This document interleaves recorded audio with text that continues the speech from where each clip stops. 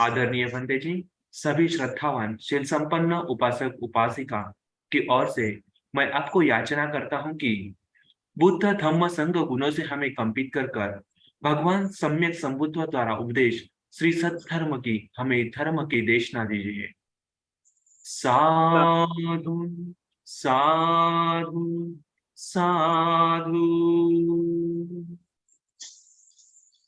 अरहं सम्मा सम्बुद्धो भगवा बुद्धं भगवन्तं अभिवादेमि। स्वाक्षातो भगवता धम्मो नमस्सामि। सुपटिपन्नो भगवतो सावक संघो संघं नमामि।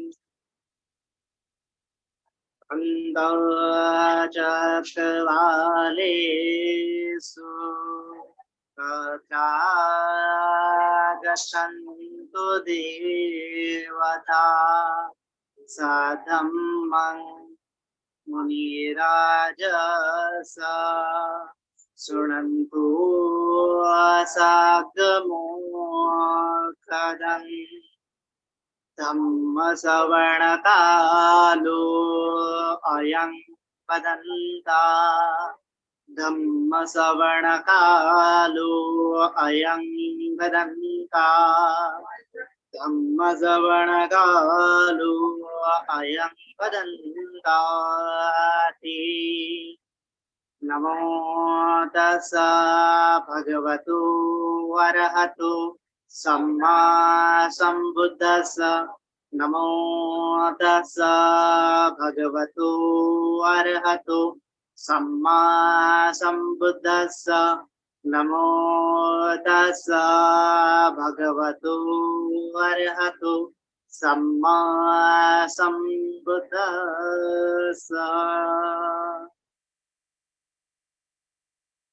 सबसे पहले महाकारुणिक तथागत सम्यक संबुद्ध तथागत द्वारा उपदिष्टित सद्धम्म और तथागत का पवित्र पावन ऐसा भिक्षु संघ इन तीन रत्नों को त्रिवार अभिवादन करता हूँ। वैसे ही भारतीय घटना के शिल्पकार महामानव बोधिसत्व परम पूज्य डॉक्टर बाबा साहब अम्बेडकर जिन्होंने धम्म क्रांति का ऐलान किया, उस धम्म क्रांति में मैं अपने आप को समर्पित करता हूँ। आज सभी उपस्थित जुड़े हुए उपासक उपासिकाएं बालक तथा बालिकाएं सभी के प्रति मंगल मैत्री। तो आज के हमारे धम्म देशना का जो विषय है, हमारे चर्चा सत्र का जो विषय है वह है कि जो सृष्टि का निर्माण है वो कैसे हुआ है ना। हम जो देख रहे हैं हमारे आसपास की जो चीजें हैं, जो पृथ्वी है, जो सौरमंडल है, या फिर ये बहुत बड़ा जो यूनिवर्स है, विश्व है, उसकी जो शुरुआत है कहाँ से हुई है, कैसे हुई है, यह प्रश्न तत्वज्ञान की दर्शन में, तत्वज्ञान के क्षेत्रों में सबसे अहम या गहन सवाल माना जाता है। अपितु इसका कोई भी सही जवाब आज तक कोई नहीं दे पाया। लेकिन जो कुछ भी हमें जो पुराने स्क्रिप्चर होते हैं या फिर पुराने ग्रंथ होते हैं, अलग अलग प्रकार के संप्रदाय के ग्रंथ होते हैं, जिसे आजकल धर्म ग्रंथ भी कहा जाता है, तो अलग अलग धर्म ग्रंथों में अलग अलग प्रकार की मान्यताएं बताई गई है कि किस प्रकार से सृष्टि की उत्पत्ति हुई है, किस प्रकार से ये सृष्टि में ये संचार चल रहा है, किस प्रकार से सृष्टि आज तक विकसित हुई है और कैसे आगे जाके उसका क्रम होगा। तो न जाने कितनी सारी मान्यताएं हैं, न जाने कितनी सारी थेरीज है जो सदियों से हर एक इंसान जो सोचने में सक्षम रहता है, जो तत्वज्ञान की चाहत रखता है, दर्शन की चाहत रखता है, उसे कभी ना कभी उसके जन्म में यह प्रश्न पड़ता ही पड़ता है कि इस सृष्टि का सृजन कैसे हुआ, या फिर इस सृष्टि का अंत कैसे हुआ होगा, यह सृष्टि कैसे कार्य करती है। तो यह सृष्टि की जिज्ञासा हमारे मन में, हमारे मनुष्य के मस्तिष्क में चलती आती है, सदियों से चलती आ रही है और चलती आएगी भी। तो यह जो है हमारी जिज्ञासा वृत्ति है। तो हमें इस जिज्ञासा वृत्ति को बनाते हुए हमें देखना है कि भगवान बुद्ध भी बहुत बड़े दार्शनिक हुए हैं। आज तक के सबसे महान दार्शनिकों में से वह एक या फिर सबसे महान दार्शनिक ही हुए हैं, जिन्होंने हमारा जीवन कैसे हमें सुखमय पद्धति से, है ना, सुखमय तरीके से बिताना है, उसकी शिक्षा दी है, धर्म दिया है। जो धर्म का पालन करते हैं, न जाने कितने लोगों ने बुद्ध की राह पर चल के अपने जीवन का उद्धार किया है। तो ऐसे महान तत्वज्ञानी की हर एक प्रकार के दर्शनों की चर्चा, हर एक प्रकार के विषयों की चर्चा भगवान बुद्ध ने अपने व्याख्यानों में की है, अपने उपदेशों में की है। तो उसमें से एक सवाल यह भी है कि यह सृष्टि का विकास कैसे हुआ, सृष्टि की उत्पत्ति कैसे हुई, उस पर भी बुद्ध ने अपने मत प्रस्तुत किए। तो बौद्ध दर्शन को हम समझते हुए वह मत समझेंगे। अभी तो हमें समझना है कि सृष्टि के सृजन की जो प्रक्रिया है, उसकी जो मान्यता है, उसका जो दर्शन है, उसका जो फिलॉसफी है, उसकी जो थ्योरी है, वो अलग-अलग प्रकार से दी जाती है। तो सबसे पहले हम देखेंगे कि तो 3 प्रकार की अवधारणाएँ प्रस्तुत है ना? कि सृष्टि का सृजन कैसे हुआ, विकास कैसे हुआ। उनमें से ऊपर-ऊपर थूल-थूल स्तर पर जो है, बड़े-बड़े पैमाने पर 3 हमें जो है थियरीज़ मिलती है कि जो अलग-अलग होती है ना? अलग-अलग लोग बताते हैं कि सृष्टि का सृजन ऐसे हुआ होगा। तो उनमें से मेन जो है 3 थियरीज़ ऐसी लगती है कि जो अलग-अलग है, जिसका कुछ तो भी मीनिंग निकल सकता है। तो हमें समझना है कि कई सारे जो दर्शन हैं, कई सारे जो फिलॉसफीज़ हैं, वो तो सबसे पहले बेसिक एक जो ईश्वर को मान्यता रखने वाले लोग हैं, ईश्वर का एग्जिस्टेंस पर जो बिलीफ रखने वाले लोग हैं, वह तो आमतौर पर मानते हैं कि ये सृष्टि का सृजन ईश्वर ने किया है। ईश्वर की वजह से ही यह सृष्टि का विकास हुआ है, निर्मित हुई है। तो यह जो है पहली थियरी है, मतलब पहले प्रकार की थियरी है कि सृष्टि का उगम जो है ईश्वर की वजह से हुआ है। तो अनेक प्रकार के मत है, अनेक प्रकार की मान्यताएँ भी है। इसमें अलग-अलग प्रकार के जो धर्म है, अलग-अलग प्रकार की मान्यताएँ बताते हैं कि कोई बताता है कि अल्लाह ने सृष्टि का विकास किया है, 6 दिनों में सृष्टि का निर्माण किया है। कोई बताता है कि जो है ना, परम ईश्वर एक ही है। कोई बताता है कि ईश्वर के तत्व अनेक है। कोई बताता है कि ये प्रकृति और पुरुष के मिलन की वजह से, है ना, ईश्वर और प्रकृति के मिलन से इस सृष्टि का सृजन हुआ है। तो ऐसी कई सारी मान्यता है कि जो ईश्वर को अग्र बताते हुए, ईश्वर को प्रथम बिंदु बताते हुए क्या करते हैं, सृष्टि का सृजन मानते हैं। यह तो पहली अवधारणा हुई है ना? तो यह तो देखने के तौर पर तो बड़ी सिंपल लगती है, लेकिन इसमें जो कॉम्प्लेक्सिटी है वो आगे चलकर हम समझेंगे कि इसमें क्या होता है कि अ, जो बाद में उसको विस्तार से समझेंगे। तो पहले तो यह है कि ईश्वर के द्वारा निर्मित होने के कारण इस सृष्टि का विकास ईश्वर ने किया है, सृष्टि का सृजन ईश्वर ने किया है, ऐसे मान्यता रखने वाले लोग होते हैं। दूसरी मान्यता ऐसी होती है कि जो प्रकृति है ना? माने कि जो नेचर है ना? जो निसर्ग है, वो अपने आप में उत्पन्न हुआ है ना? प्रकृति का अपने आप में उत्पत्ति हुई है और वो प्रकृति अपने आप में काबिल है कि इस सृष्टि का नियम जो है संचालित कर सके। ऐसी मान्यता रखने वाले लोग जो होते हैं कि जो प्रकृति की वजह से, है ना, नेचर जो है उसका खुद का कॉज़ है कि वह उसकी वजह से सृष्टि उत्पन्न हुई है और वह जो है अनइंटेलेक्चुअल है, माने कि वह गॉड नहीं, है ना? गॉड के अलावा जो कुछ भी प्रकृति हमें दिखती है, जैसे पेड़-पौधे, ये सब क्या है? हवा, पानी, ये सब चीज़ें अपने आप चल रही है, प्रकृति के गुणधर्मों से, प्रकृति के नियमों से चल रही है। तो प्रकृति के कुछ ऐसे नियम हैं कि जिसकी वजह से यह सृष्टि का सृजन हुआ है ना? प्रकृति के अगर इतने सारे नियम हो सकते हैं कि जिसकी वजह से प्रकृति अपने आप चल सकती है, तो प्रकृति का एक ऐसा मात्र नियम भी हो सकता है कि जिसकी शुरुआत जो है प्रकृति की वजह से हुई है ना? तो उसे कहा नहीं जा सकता। तो ऐसी मान्यता रखने वाले लोग थे, है ना? तो उसमें जो है आजकल के दार्शनिक में हम देख सकते हैं कि जो रजनीश ओशो है, वो अपनी मान्यता रखते हैं कि यह प्रकृति अपने आप में उत्पन्न हुई है ना? इसके पीछे जो है सृष्टिकर्ता का कोई मतलब नहीं, है ना? तो उसी से आती है जो तीसरी प्रकार की मान्यता, है ना? तीसरी प्रकार की मान्यता क्या है कि पृथ्वी जो सृष्टि है, सृष्टि का सृजन है, कैसे हुआ है, उसकी शुरुआत कैसे हुई है, यह हम बता नहीं सकते। या फिर जो सृष्टि की शुरुआत है उसका आरंभ बिंदु बताना यह क्या है, इम्पॉसिबल है ना, क्योंकि कई सारी ऐसी मान्यता है कि जो ऐसे भी मानते हैं कि सृष्टि का जो सृजन है वह मतलब बताया नहीं जा सकता, है ना? उसके पीछे का जो कारण है वह बताया नहीं जा सकता। उसकी ना तो शुरुआत है और ना ही अंत है ना?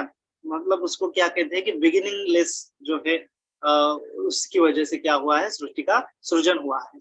तो उसी से चलती आ रही मान्यताओं में से जो बौद्ध दर्शन भी एक है और जो है आजकल के जो वैज्ञानिक तौर पर सृष्टि का सृजन माना जाता है, तो वैज्ञानिक कैसी मान्यता रखते हैं कि बिग बैंग की वजह से सृष्टि की शुरुआत हुई है।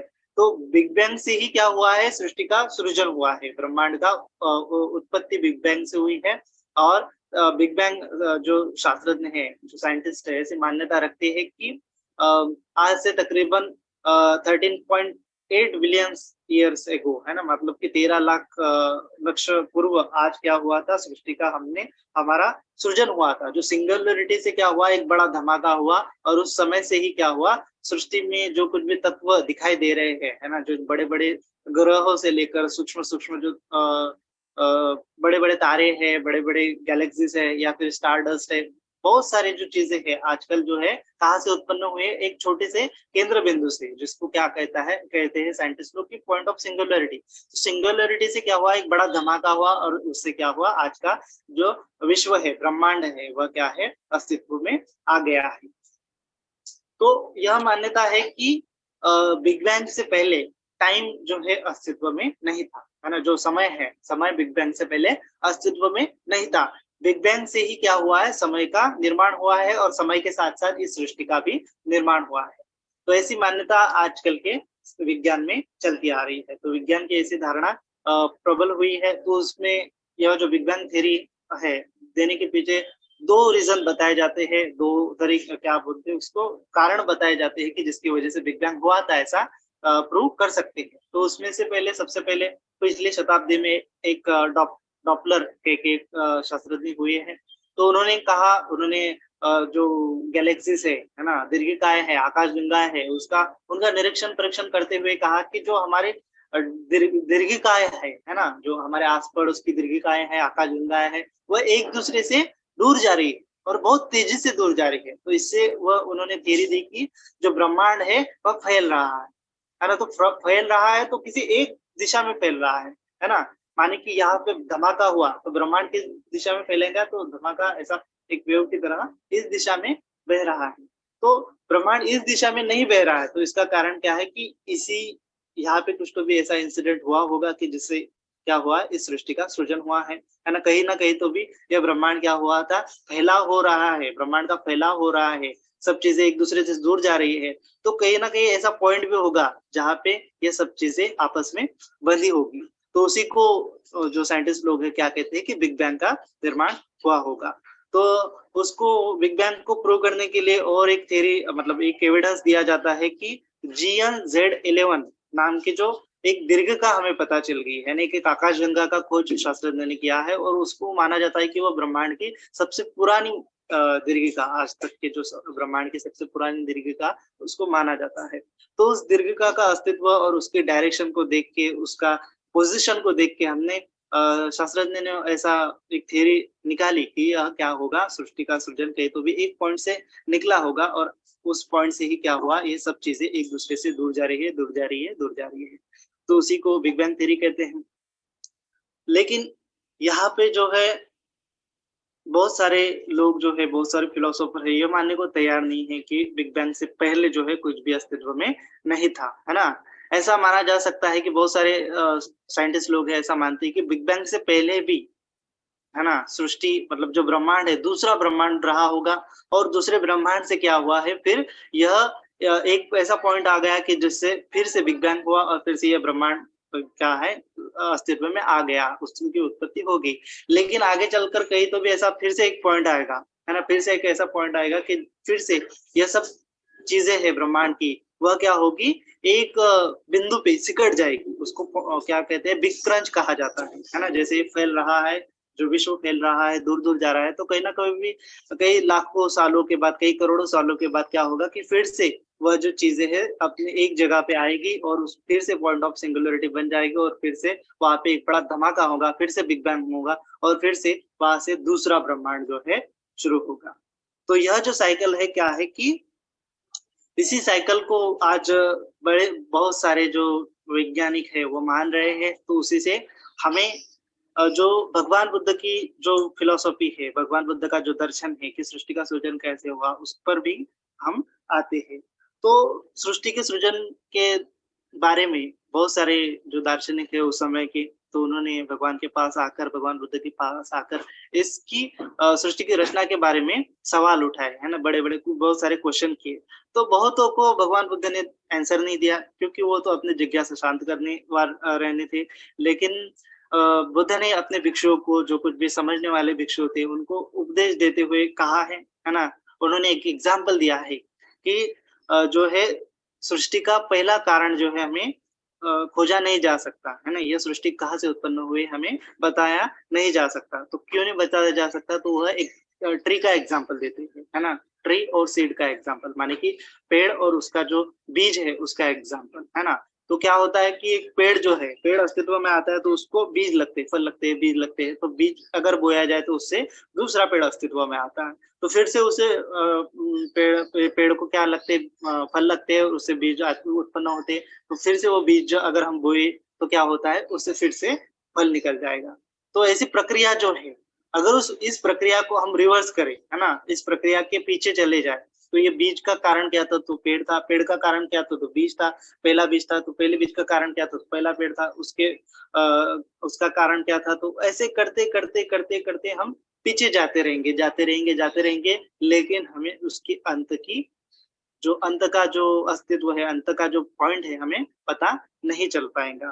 तो ऐसा जो है अनमतज्ञ संयुक्त निकाय में भगवान बुद्ध ने उपदेश दिया है कि उसका जो सृष्टि का जो अ, उगम है, वह कैसे हुआ है, वो बताया नहीं जा सकता क्योंकि यह जो चक्र है, ये संसार का जो चक्र है न जाने कितने अनगिनत सालों से, अनगिनत माने कि करोड़ों, लाखों सालों से चलता आ रहा है ना? जिस प्रकार से अगर हम बिग बैंग की थ्योरी समझे, तो बिग बैंग की थ्योरी में जो है, यह बिग बैंग पहला बिग बैंग नहीं है। न जाने इतने इससे पहले कितने सारे बिग बैंग हुए हैं, कितने सारे बिग क्रंच हुए, है ना? सृष्टि का फट गई है, फिर से उसका बिग क्रंच हुआ है, फिर से सृष्टि फट गई है, बिग बैंग हुआ है, फिर से बिग क्रंच हुआ है। तो यह प्रक्रिया अगर पीछे-पीछे लेते जाए, तो क्या होगा? इसका अ, आदि जो है, शुरुआत जो है, हमें पता नहीं चल पाएगा। तो इस लूप से बचने के लिए बहुत सारे लोग क्लेम करते हैं कि यह क्या है, गॉड की वजह से एक्जिस्टेंस उसका सृष्टि का निर्माण हुआ है। लेकिन बौद्ध दर्शन क्या करता है, उसको डिनाई करता है। क्यों डिनाई करता है? क्योंकि बौद्ध दर्शन मानता है कि कुछ तो भी कॉज़ होने के कारण ही क्या होता है, हमें रिज़ल्ट दिखाई देता है। लेकिन जो कॉज़ है कभी न कभी क्या होता है, किसी चीज़ का रिज़ल्ट होता है। माने उसका जो जो कॉज़ है उसका भी क्या होता है रिज़ल्ट होता है कोई न कोई तो भी और उसका भी कोई न कोई भी पिछला कॉज़ होता है ना? तो यह कोई न कोई तो ये प्रत्यय है, जो प्रत्यय है वो क्या होंगे, किसी कारणों की वजह से उत्पन्न होंगे और जो कारण होंगे वो किसी न किसी चीज़ का प्रत्यय होगा। तो अगर हम ऐसा माने कि किसी गॉड की वजह से, किसी ईश्वर की वजह से सृष्टि का उगम हुआ है, तो उस गॉड को किसने निर्माण किया, है ना? तो उस गॉड को किसने निर्माण किया, तो वह भी कारण क्या होगा, फिर से कहा जाएगा कि किसी दूसरे गॉड ने किया, तो फिर उस गॉड को किसने उत्पन्न किया, तो यह भी प्रक्रिया क्या है, ना खत्म होने वाली है ना? यह जो लूप है वह कभी ना खत्म होने वाला है। तो इसीलिए भगवान बुद्ध जो है, इस पर क्या करते हैं, अपनी फिलॉसफी बताते हैं। भगवान बुद्ध की जो शिक्षा है, वह क्या है कि यह जो बिगिनिंग है, हम अविद्या के कारण नहीं खोज पाते, है ना? अविद्या माने क्या है कि जो है ना? नॉलेज है शुरुआत के कारण का, वह कहीं न कहीं तो भी खो गया है, कहीं न कहीं तो भी लुप्त हो गया है और उस कारण को अभी खोजा नहीं जा सकता। क्योंकि क्या है कि घोर अंधकार ही अंधकार दिखाई जाता है, जब हम पीछे चले जाते हैं, है ना? फॉर एग्ज़ाम्पल ये जो बीज और पेड़ का एग्ज़ाम्पल लिया है, उसी प्रकार से क्या हम समझ सकते हैं कि जो मुर्गी और अंडे का एग्ज़ाम्पल है ना? बहुत सालों से ऐसा माना जाता था कि मुर्गी पहले है या फिर अंडा पहले है। यह विवाद क्या है, कभी ना खत्म होने वाला विवाद था, है ना? पिछले जमाने में कि मुर्गी मुर्गी क्या करती है, अंडे देती है और अंडे से ही क्या होता है, मुर्गी उत्पन्न होती है। फिर से मुर्गी क्या देती है, अंडा देती है और अंडे से ही मुर्गी उत्पन्न होती है। तो यह जो साइकिल है, अगर हम रिवर्स करते जाए तो क्या होता है, हमें उसका शुरुआत का जो है पता नहीं चलता, है ना? तो ऐसे तो साइकिल का हमें पता नहीं चलता। अगर हम यहाँ से देखें, इस प्रेजेंट मोमेंट में देखें तो हमें साइकिल का पता नहीं चलता। लेकिन अभी तो उसका हल निकाल लिए है, जो वैज्ञानिक है उन्होंने हल निकाल लिया है कि मुर्गी ही जो है सबसे पहले उत्पन्न हुई है और मुर्गी की वजह से ही क्या होता है, अंडा होता है। क्योंकि मुर्गी में जो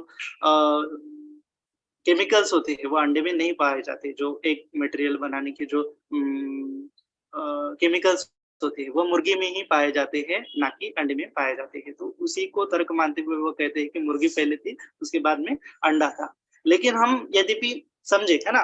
सबसे पहले इवोल्यूशन को भी, अगर इवोल्यूशन के सिद्धांतों को हम माने तो पहले मुर्गी है, उसके बाद ही अंडे का उत्पन्न हुआ है। लेकिन हमें समझना है कि इग्नोरेंस कहाँ पे क्रिएट हो जाता है कि जब सबसे पहले तो सभी जीव क्या थे कि माने कि अंडे से तो नहीं उत्पन्न होते थे, वो अपने आप मतलब उत्पन्न होते थे, लेकिन कई सारे पशुओं का, है ना, कई सारे क्रिएचर्स का क्या हो गया, इवोल्यूशन हो गया और इवोल्यूशन के तौर पर वह कुछ-कुछ जीव जो है अंडे देने लगे। तो अंडे देने लगे तो ये अंडे देने की प्रक्रिया जो है पूर्व नहीं होती थी, पहले नहीं होती थी, है ना?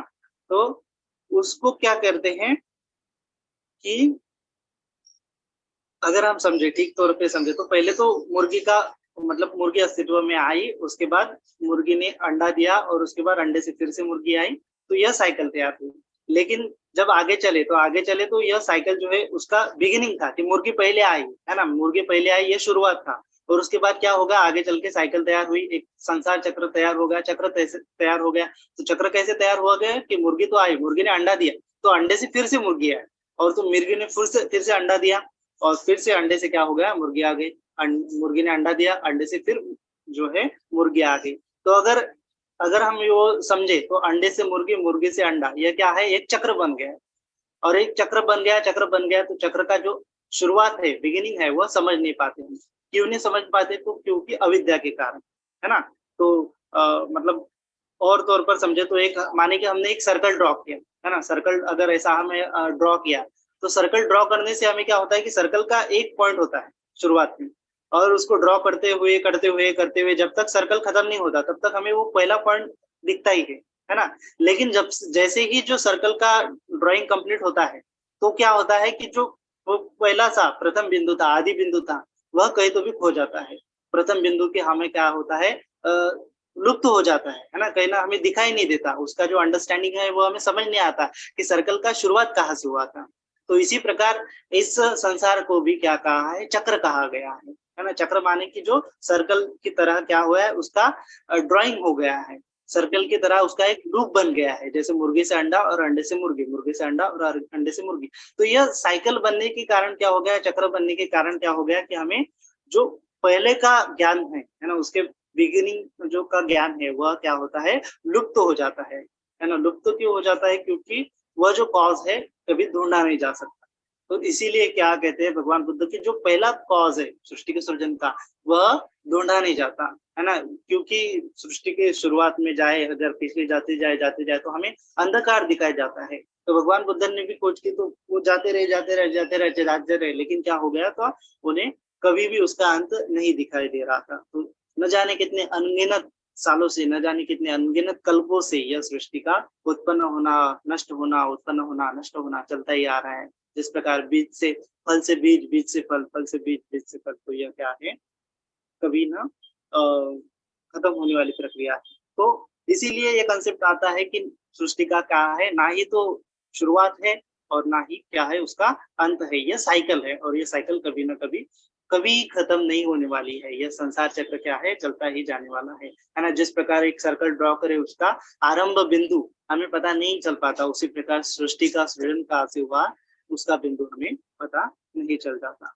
तो इसीलिए भगवान जो है अपना उपदेश जो है देते हुए बताते हैं कि भले ही सृष्टि का सृजन कैसे हुआ, लेकिन सृष्टि का अंत कैसे होगा, यह जो है क्या है कि कभी न खत्म होने वाली प्रक्रिया। तो इससे अच्छा क्या किया जाए कि जो भूत है, भूतकाल में अगर उसका हम आंसर भी पा भी ले, है ना, माने कि भगवान बुद्ध ने, बहुत सारे लोग आए भगवान बुद्ध के पास कि बोला उन्होंने कि सृष्टि का सृजन कैसे हुआ, अगर उनसा उसका एक आधा आंसर भगवान बुद्ध दे भी दे, तो भी क्या होगा, उसका जो क्यूरियोसिटी है वो खत्म नहीं होने वाली है, उसको तो हमें क्या करते हैं और इग्नोरेंस क्रिएट करते हैं। माने कि बहुत सारे लोग मानते हैं कि ईश्वर ने इस सृष्टि का सृजन किया, लेकिन ईश्वर का स्वरूप कैसा है ना, ईश्वर मतलब उसका जो कॉज हम दे रहे हैं तो उसका जो एग्जिस्टेंस है हम प्रूव नहीं कर पा रहे, वो आदि है ना उसका अंत है, ऐसा कहते रहते हैं, तो लेकिन उसको हम प्रूव नहीं कर पा रहे कि वो एग्जिस्ट कहाँ पे करता है ना। वैसे तो भगवान बुद्ध ने कह दिया है कि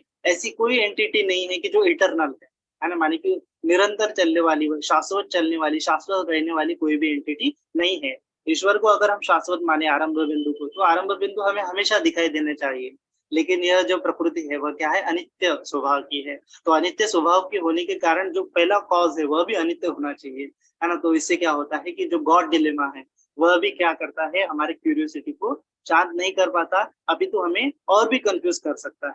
तो इसीलिए बुद्ध इस सभी चीजों से बचने के लिए माने कि बुद्ध क्या करते हैं, कहते हैं, उनका साफ साफ फिलोसफी यह है कि हमें इस चीजों में पढ़ना ही नहीं, है ना। क्योंकि क्या होता है कि अगर गॉड है भी, सृष्टि का सृजन जो है किसी ने किया भी है, या फिर सृष्टि अनंत है, या फिर सृष्टि कुछ तो भी फाइनाइट है, इनफाइनाइट है, लेकिन क्या होता है इससे हमारे जीवन पर, आज के जीवन पर, इस प्रेजेंट के जीवन पर कुछ असर पड़ने वाला नहीं है। तो भगवान बुद्ध कहते हैं कि हमें इन पास के झंझटों में, है ना, जो भूतकाल है या फिर भविष्य काल है, उसके झंझटों में न पड़ते हुए हमें प्रेजेंट में को समझना है ना, इस जीवन को समझना है, और जीवन को समझते हुए हमें देखना है कि इस जीवन में जो कुछ भी हमारे साथ घट रहा है वह कितना महत्वपूर्ण है। हमें क्या कर सकता है कि हमें दुख की खाई में यह जीवन धकेलता जा रहा है, और हम क्या कर रहे हैं, सृष्टि के उगम में और सृष्टि के अंत के बारे में सोचते सोचते क्या कर रहे हैं, हमारा जीवन यूं ही गवा दे रहे हैं।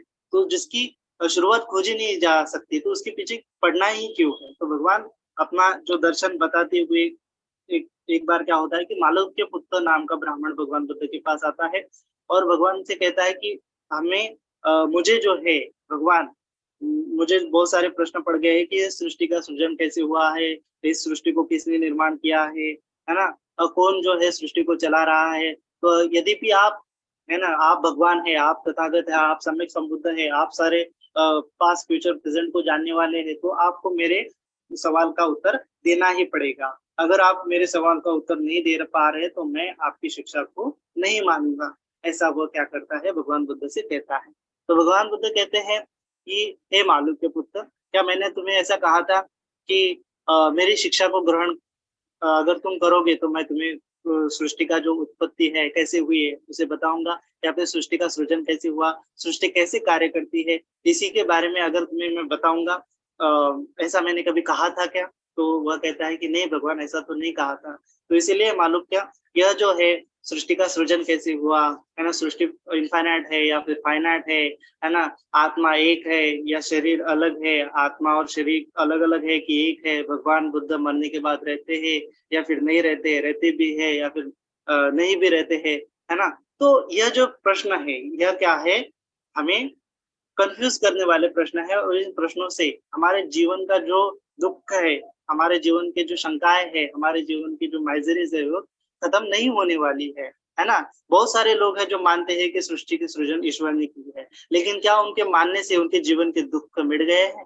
नहीं मिट गए ना। तो फिर इस प्रश्नों में पढ़ना ही क्यों, यह प्रश्न व्यर्थ है हमारे जीवन को समृद्ध करने के लिए, है ना। तो इसी के लिए भगवान जो है, आजकल के जो दार्शनिक है वह भी इस बात को मानने थे, जैसे कि कार्ल मार्क्स ने कहा था कि जो तत्वज्ञान है, तत्वज्ञान का जो कार्य क्या होना चाहिए कि सृष्टि की उत्पत्ति कैसे हुई इसके बारे में चर्चा न करते हुए सृष्टि का जो हमारा जीवन है कैसे समृद्ध किया जाए, इस पर अगर तत्वज्ञान बातें करें तो ही उस तत्वज्ञान को हम सही मानेंगे। तो इसीलिए डॉक्टर बाबा साहब आम्बेडकर मार्क्स को उत्तर देते हुए कहते हैं कि भगवान बुद्ध ने भी ठीक उसी प्रकार कहा है। वह सृष्टि की जो तत्वज्ञान की जो निर्मित है, जो तत्वज्ञान की निर्मित इसलिए नहीं हुई कि सृष्टि का सृजन कैसे हुआ उसको बताया जाए, क्योंकि तत्वज्ञान की, अभी तो तत्वज्ञान की निर्मित इसलिए हुई कि मानव सभ्यता को कैसे विकसित किया जाए। तो भगवान अपने उपदेश में कहते हैं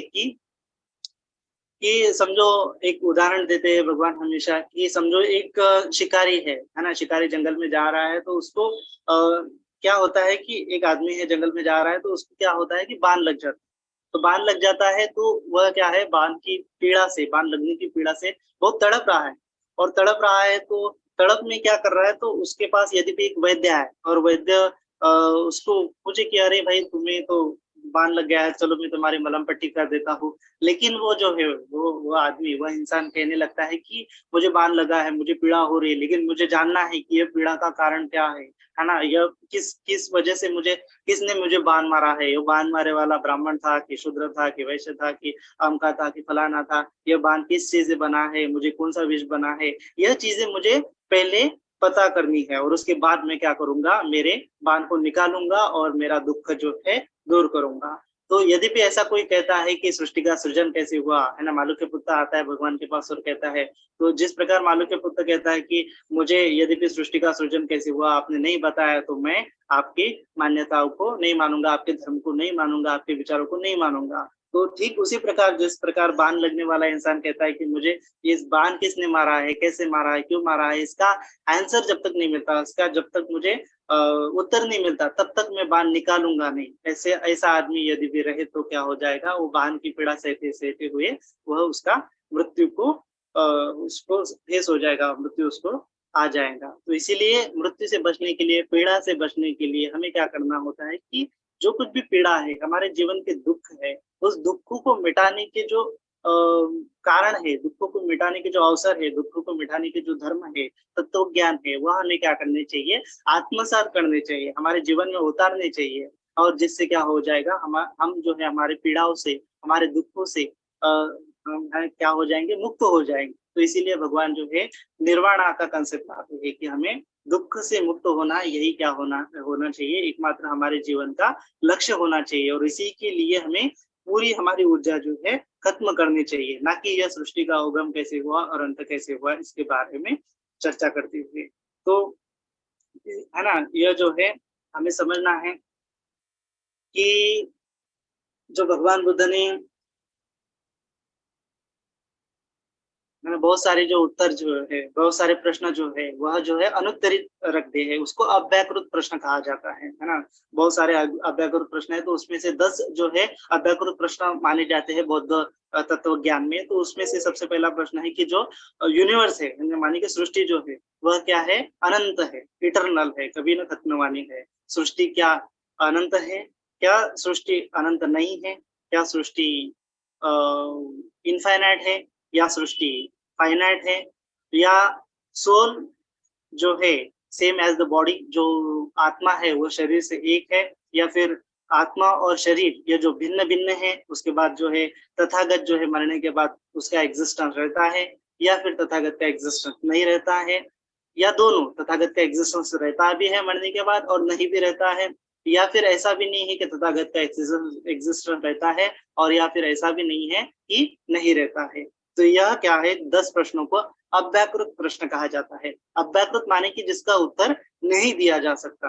क्यों नहीं दिया जा सकता, क्योंकि जो ये प्रश्न क्या है कि हमारी समझने की क्षमता जो है, हमारी ह्यूमन माइंड की समझने की जो क्षमता है वह क्या है, इमेजिनेशन करके हम चीजों को समझते हैं। लेकिन रियलिटी जो है, रियलिटी क्या है, बहुत डिफरेंट है ना। रियलिटी क्या है कि बहुत डिफरेंट है। हमें समझना है कि जो रियलिटी को यदि भी हमें समझना है तो उसको क्या करना चाहिए, भगवान कहते हैं, भगवान बुद्ध कहते हैं कि उसका एक्सपीरियंस लेना होता है। जैसे भगवान बुद्ध ने कहा है कि जो निर्वाण है वह भी क्या है, असंस्कृत है और अव्याकृत है ना। अव्याकृत माने कि उसको बातों से बताया नहीं जा सकता, उसको असंस्कृत कहा है। असंस्कृत कहा गया है माने कि उस पर कोई क्रिया नहीं घटित होती, उसका ना कुछ तो भी आदि होता है, ना कुछ तो भी अंत होता है, लेकिन वह जो है एग्जिस्ट करता भी है और एग्जिस्ट नहीं भी करता है, और एग्जिस्ट करता भी है ऐसा भी नहीं है, और एग्जिस्ट करता नहीं है ऐसा भी नहीं है। तो यह क्या है, अव्याकृत है। उस मीमांसकों के क्या कहते हैं बौद्ध तत्वज्ञान में कि अव्याकृत है। उसको जो लैंग्वेज है, हमारी लैंग्वेज को लैंग्वेज में नहीं बताया जा सकता, और या फिर जो हमारा माइंड है उसको भी समझने के लायक नहीं होता है। यह जो अव्याकृत है उसको यदि भी हमें समझना है तो उसका एकमात्र समझने का जरिया है कि उसको फील किया जाए, है ना। जिस प्रकार उसको एग्जाम्पल दिया जाता है कि एखादा अंधा आदमी है ना? 4-5 अंधे आदमी है और वह एखादे हाथी को समझने की कोशिश कर रहे हैं, तो वह कभी हाथी को समझ में नहीं पाएँगे कि हाथी कैसा है, या फिर वो जो अंधा आदमी है, वह उसको अगर बताया जाए कि आकाश नीला है ना? पानी जो है या फिर जो फूल है रंग-बिरंगे है, तो वह कभी भी रंगों को समझ नहीं पाता है। हम कितनी भी फिलॉसफी उसके आगे झाड़े कि कलर ऐसा होता है, वैसा होता है, तब भी क्या होता है कि वह अंधा आदमी, जन्म से अंधा आदमी कभी भी रंगों की फिलॉसफी, रंगों का ज्ञान कभी भी नहीं समझ पाता। तो रंगों को कब वो समझ पाएगा कि जब उसका वह अनुभव ले, है ना? तो इसी प्रकार जो अव्याकृत चीज़ें हैं, जैसे कि निर्वाण है या फिर तथागत का एक्जिस्टेंस रहता है या नहीं रहता, तो यह चीज़ें अगर हमें समझनी है, तो उसका एक्सपीरियंस लेना होता है। तो इसीलिए बुद्ध फिलॉसफी में 2 जो है कांसेप्ट चले आते हैं, 2 सत्य चले आते हैं। एक तो क्या होता है कि एक सांसारिक सत्य होता है जिसको सांवृत सत्य कहा जाता है और एक होता है पारमार्थिक सत्य। माने कि एक एब्सोल्यूट सत्य होता है, एब्सोल्यूट ट्रुथ होता है और एक रिलेटिव ट्रुथ होता है। रिलेटिव ट्रुथ में हम समझते हैं कि ये जो चीज़ें हैं हमारे आस-पास दिखने वाली चीज़ें हैं, वो उनको हम नाम देते हैं।